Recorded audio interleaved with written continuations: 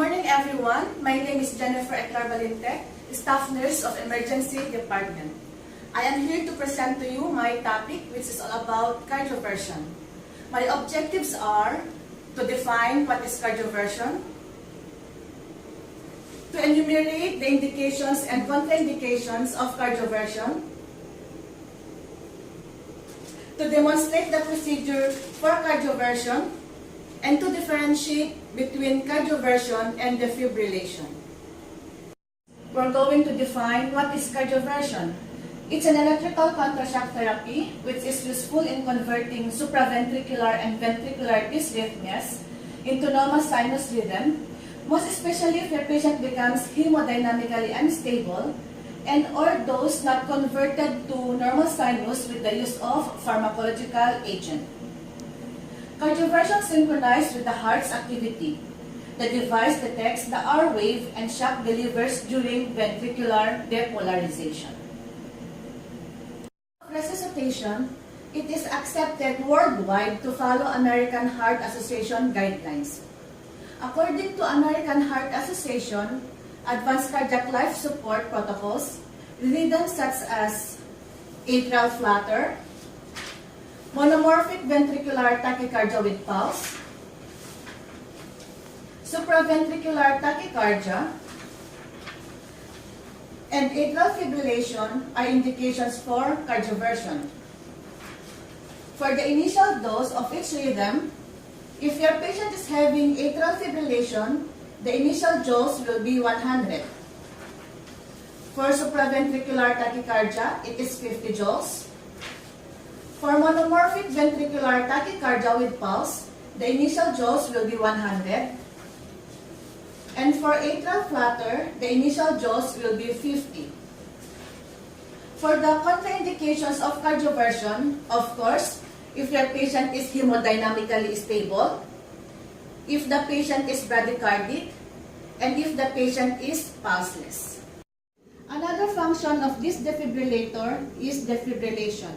We are using defibrillation with a patient with pulseless ventricular tachycardia and ventricular fibrillation. And the joules is higher than the cardioversion. If the procedure is elective, there are some special considerations to look into. Patient should be on NPO, and sedation must be used to prevent vomiting and aspiration. Consent must be obtained. Treat the patient with anticoagulant to prevent thromboembolism. Make sure that the patient has not been taking digoxin because chronic digoxin toxicity may lead to asystole.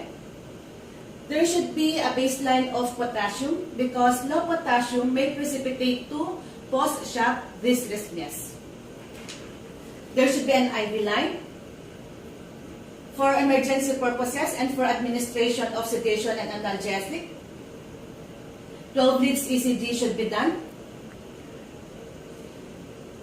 Allow the patient to receive oxygen before the procedure and make sure to remove the oxygen during the procedure because explosion might occur if the paddles ignite with the oxygen. For the equipment, we have here the defibrillator, the paddles and the pads, gel of course, resuscitation bag, crash cart, ECG machine, suction catheter, and suction machine. Explain the procedure to the patient. 12 leads ECG should be done. Administer any medication, analgesic, or sedative to the patient as ordered. Place the monitor or the defibrillator near to the patient. Press on. Attach the pads.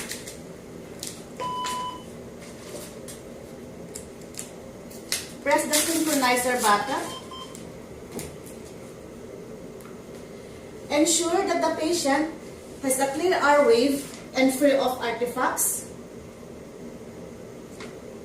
Then press JAWS. Patient is having atrial fibrillation. Initial JAWS will be 100. Press charge. But you need to clear the patient by count of 3. I'm clear, you're clear, everybody is clear. shock delivered. Then assess the patient's rhythm. Assess the patient by starting with ABC, airway, breathing, and circulation. Assess for the airway. Is it patent and intact? For the breathing, is it normal or abnormal? For the circulation, did the patient develop cyanosis or pale during the procedure? Vital signs, including the pulse oximeter. Orient the patient to the surroundings. Remove the pads. And check the chest for any burns.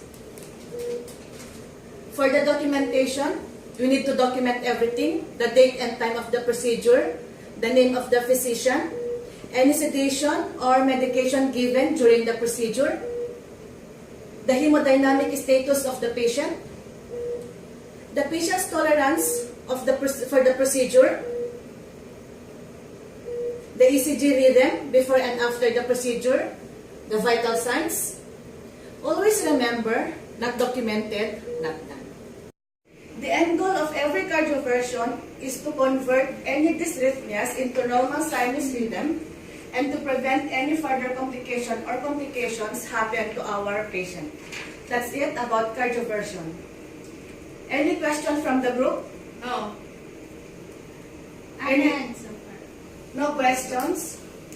Okay. I will be the one to ask. What are the indications and contraindications of cardioversion, and what is the initial energy or dose you need to give to your patients? For monomorphic ventricular tachycardia, Okay. 100 joules. Okay, thank you. Very good. Who else? What? For atrial flutter, 50 joules. 50 joules.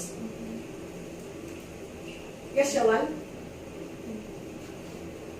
For atrial, for AF, for the atrial flutter, 100 joules. Atrial fibrillation, you mean? 100 joules. Okay. Ate Roan? For monomorphic, Uh-huh. initial joules is 100 or 100. Yes. Okay. That is the indications for cardioversion. Yes. How about the contraindications of cardioversion? Bradycardia. Bradycardia. for pulseless patients. Yes, pulseless patient. One more. And for hemodynamic Hemodynamic. emergency. Yeah, okay. Thank you. Thank you for your active participation.